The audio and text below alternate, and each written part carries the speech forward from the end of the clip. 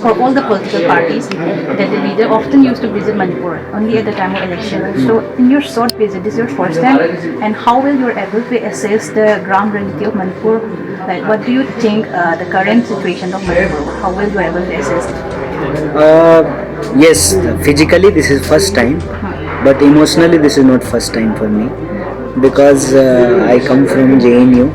I did my PhD from JNU only, and maybe you know this fact that Manipur has a very good representation in JNU. Even so many classmates they were from Manipur only, and some of them has returned also. They are teaching here. So physically, first time I am visiting Manipur, but emotionally I am connected with this state. And yes, you are right. During the election, people come from outside, from different state, especially from Delhi. But in my case, it is a different kind of situation because I was in JNU. I was JNU president. Then I went to jail. So my political journey is quite different from other political leaders, and I am not here as a leader only. Like, I am here in capacity of ordinary citizen. I am just passed out from university, and what especially student, youth, women, and the downtrodden people of this country, what they have been facing, this is my concern. And I found that we have too much similarities. Like in Manipur also, youth are facing problem of unemployment, and the question of women's security is so prominent, and constantly we can see, we can feel there is an attempt to distort the history, culture, and the tradition of this beautiful land. So, like during the time of your presidency as a JNU student union president, you have also given solidarity on ASPA versus special powering. And we see that in the Congress manifesto, they have stand on removing ASPA. So, if Congress come to power, how sure you are that it will be removed from the state?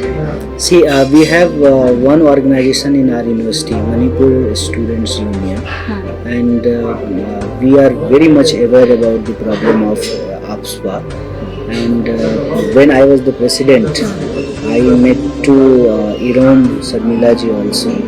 And whenever you will visit JNU, I don't know like what is happening in these days, but easily you will find so much posters against AFSPA. So we have been constantly raising this demand that what is the need of a law like AFSPA, especially in a state like Manipur, because like already 70 years has passed.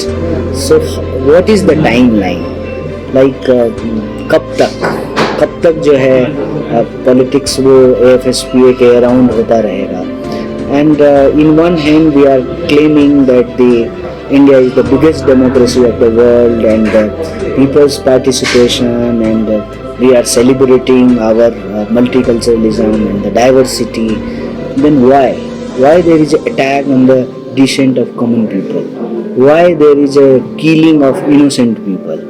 So law should be, law always must be to protect the people, not to snatch the rights, fundamental rights of the common citizen. So we were against this law, and I am very happy, I am glad, and I would like to congratulate. It's like Progressive Secular Democratic Alliance. Congress is also part of that, one of the important member. They have accepted this as a common minimum program. Whenever they will come in power, they will repeal it. Like, can you give a statement that if Congress come to power, that THASPA will be repealed? Yeah, we have already said it.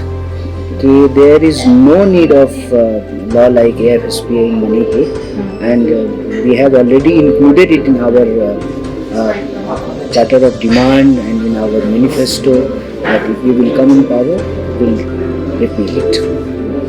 And another, like in your manifesto also mentioned that there will be 33% reservation for women. Yes. But in Manipur, the representatives, women representatives is very low. The Congress has three candidates, BJP also. How are you going to work for them? See, what is the relevance of person like me be in the politics? I come from activism, and what were our demands? Representation of different sections, implementation of like pro people budget, and end of draconian laws. These were the fundamental questions which are based on equality, justice, people's participation, liberty, constitutionalism, democracy. यही सब हमारे demand थे. आज जब हम politics में आए हैं तो one of the reason to be in politics कि ये सारी चीज़ों पे इम्प्लीमेंटेशन शुरू हो. And you know it is like it's like very difficult and challenging to implement such kind of pro-people things in mainstream politics. But I am happy that Congress party has been taking these issues very seriously. Like in Uttar Pradesh, Priyanka Gandhi has given a slogan, "Ladki hu lad sakti." So people ask this question in different states. Why in Uttar Pradesh only? Why there is no attempt for the other states? So we are answering gradually. We will do it at national level in each and every state. So in Manipur also the same thing. We have said that we have reiterated our point that if we come in power, we will ensure the 33% women's participation in every field, whether it is job or the political participation. We will try to ensure it. So these are the fundamental things that we have to do our best to implement it. Then only qualitatively we will be different from other mainstream political parties. So for us, question of farmers, question of job, like youth empowerment, women's safety and security, and respect to the all kind of culture, indigenous culture or the other cultures, we have to respect equally. These are our fundamental understanding about politics. Gradually and slowly we are trying to implement it in mainstream. You said that you have been long associated with grassroots level work as an activist student, as a president of JNU Student Union. Like, how do you see what do you feel is the main problems for Manipur? Like in your long journey that you have seen, you have known, you have taken part of the movement for Manipur also. So how do you see the current scenario of Manipur, and what is the main problem that you think? See, first of all, my claim will be always secondary. Because I have different kind of faith and belief. What first claim should be the people of Manipur, not from me or person like me. Yeah, as an observer, what do you think? As an observer, I already told you that Manipur is also like agriculture-based society. So definitely, like farmers are facing so many problems. So farmers of Manipur are also facing problems. Like I have read one news, there was a scarcity of urea and one farmer died in queue. So they are also feeling cheated by the government. Prime Minister ने promise किया था कि in 2022 we will double the income of farmer, but farmers are facing tremendous problem. They are not getting cost of their like products. So that's why the reason कि किसान का बच्चा किसान नहीं बनना चाहता है. और इतना बड़ा सेक्टर है मणिपुर में, मेनली एग्रीकल्चर ही सबसे बड़ा सेक्टर है.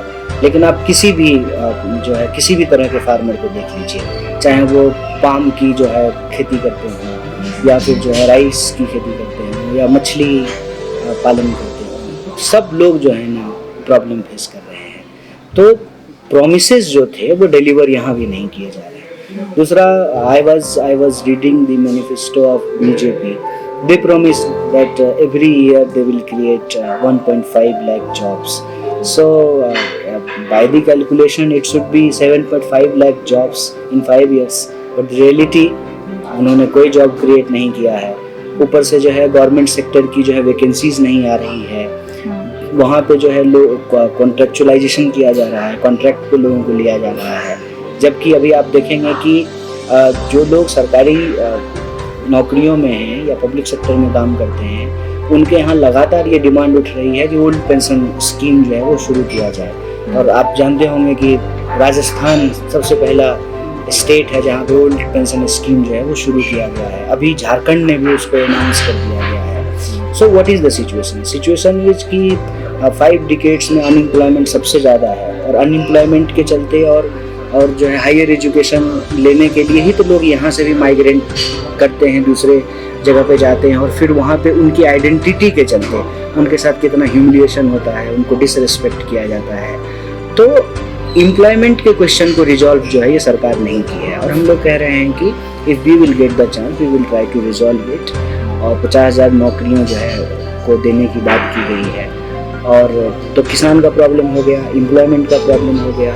और विमेन को लेकर के जो प्रोमिसेस किए गए थे कि यूनिवर्सिटी खोलेंगे, स्पोर्ट्स यूनिवर्सिटी खोलेंगे, कुछ भी नहीं हुआ है.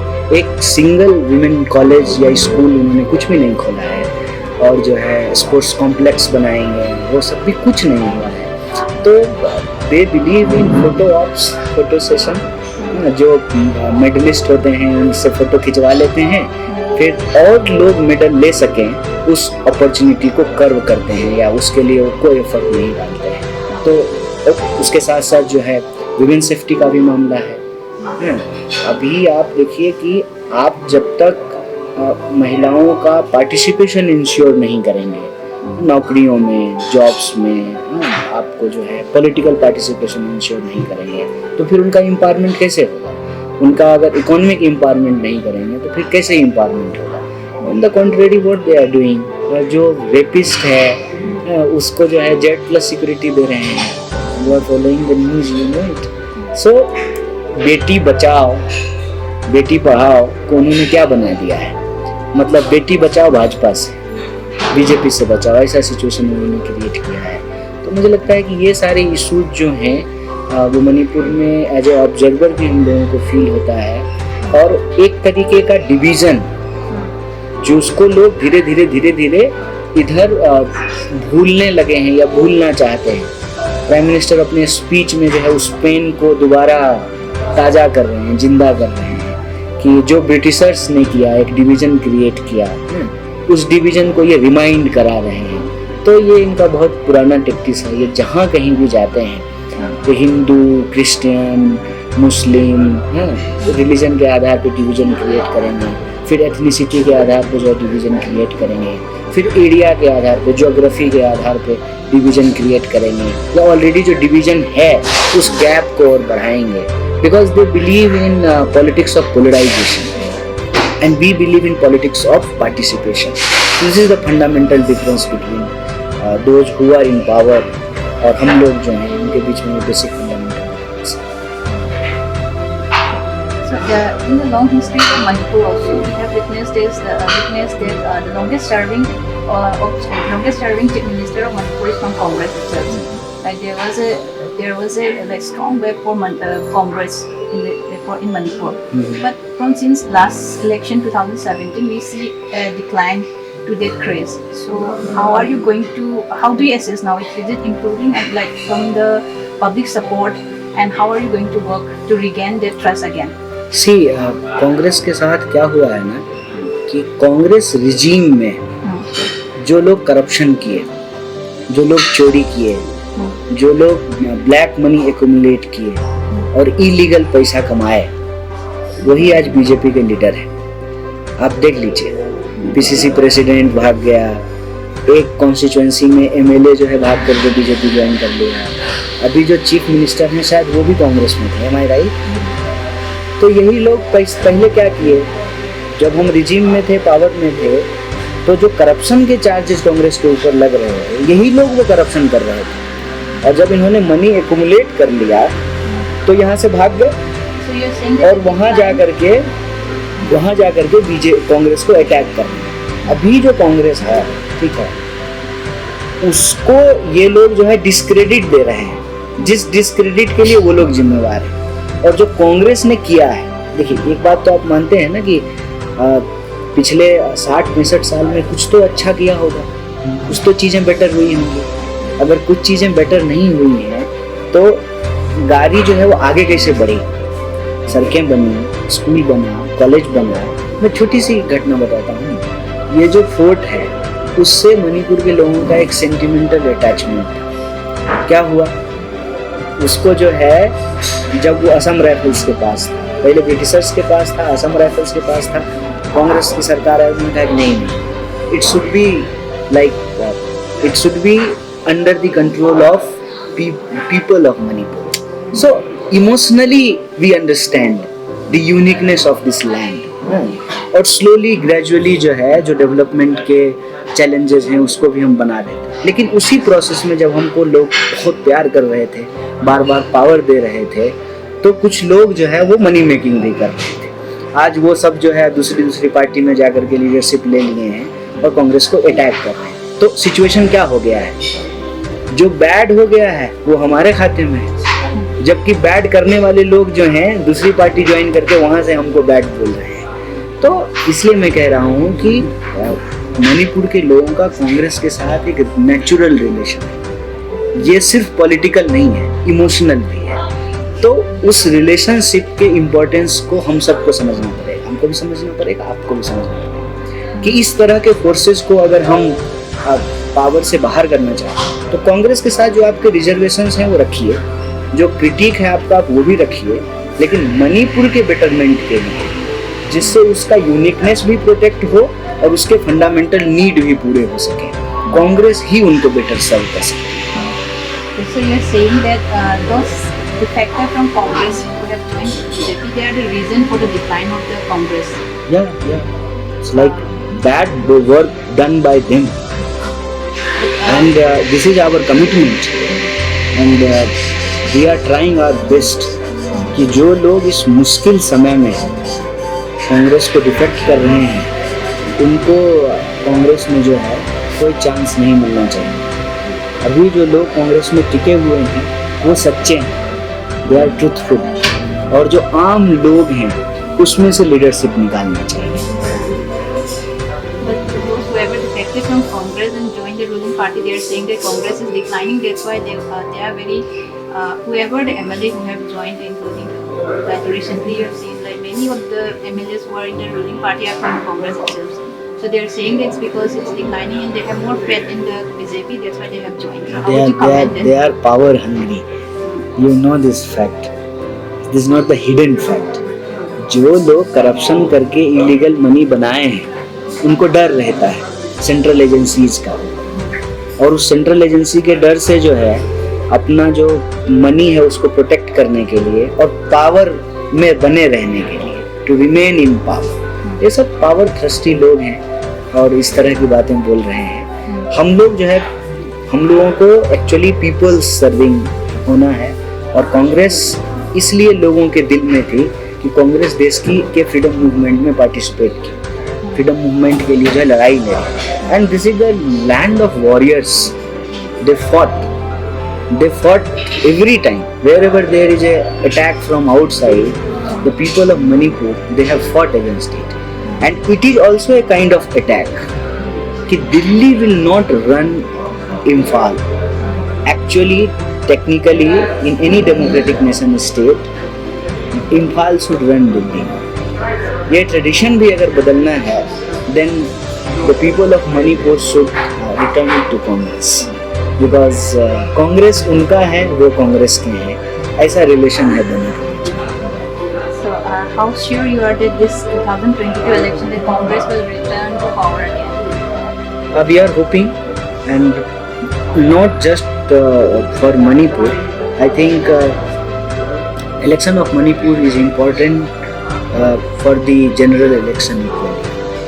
तो ये उसके लिए भी इम्पोर्टेंट है, मणिपुर के लिए तो है ही, जनरल इलेक्शन के लिए भी इसका बहुत बड़ा रोल है कि अगर 5 स्टेट्स में इलेक्शन हो रहे हैं और हर जगह BJP हारेगी, it will give a very strong message and it can break the tradition that Delhi will not control Imphal. Maybe Imphal can change the politics of Delhi.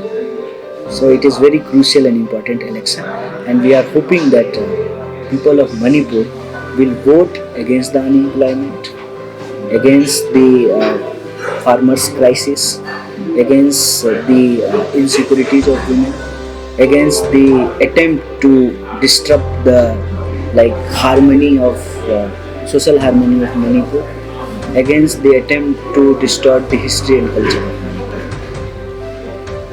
Thank you so much. Thank you.